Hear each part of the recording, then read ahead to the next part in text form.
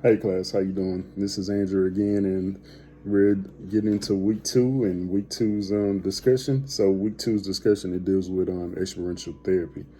So um, I chose to go with question two, and it says, if you have experience using experiential therapy, please share your own experiences working with clients applying this therapy and how clinical experiences have compared to what the videos and the books describe.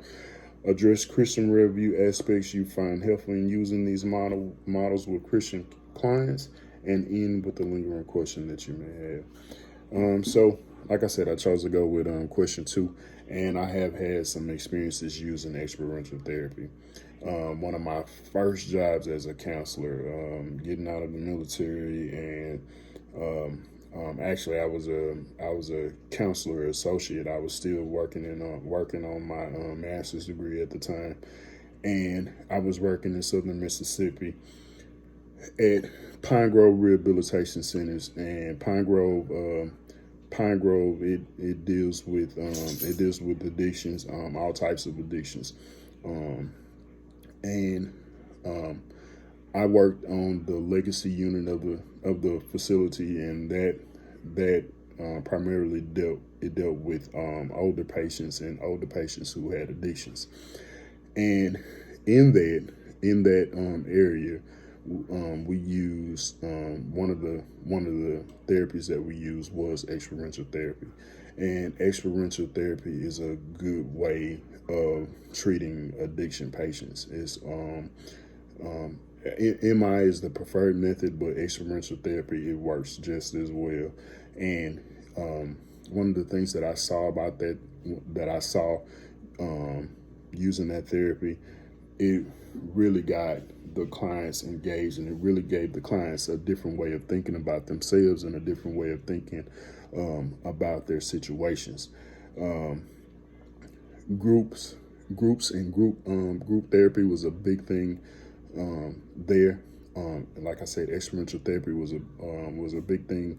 It was a big part of groups, and it was a big part of group therapy. A lot of the group exercises and the group building, it it built built around it was built around experiential therapy, and some of the ways that you could use it with with patients. And I think one of the big things about experiential therapy, it it was it put a lot of things in real time and in real space, um, and it made that person's belief shift, um, when they were dealing with some of the things that they were dealing with. And once you saw the therapist make the connection with the patient, it's like the light went off, and they really got some of the things that they really got a lot of the things that they needed at the time. And I think experiential therapy, it played a huge part in that. Uh, like I said, it was a real good method of treatment, and it was real good. This week's readings and the videos, I really gained a lot of respect for therapists and therapists who use experiential therapy to treat their patients. And uh, from this week's reading, I found this very interesting. It was Proverbs 11:14, and it says, "Where there is no guidance, a people falls, but in the abundance of counselors there is safety." So we are safety.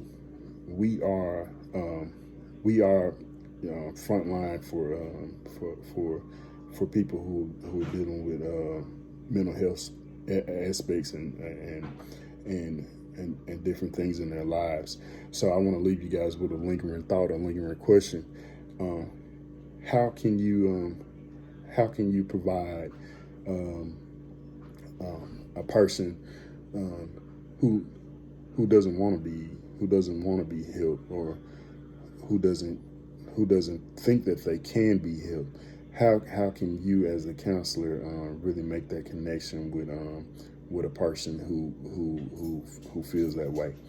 And again, this is week 2, and I look forward to interacting with you guys. Look forward to hearing from you guys. Thank you so much.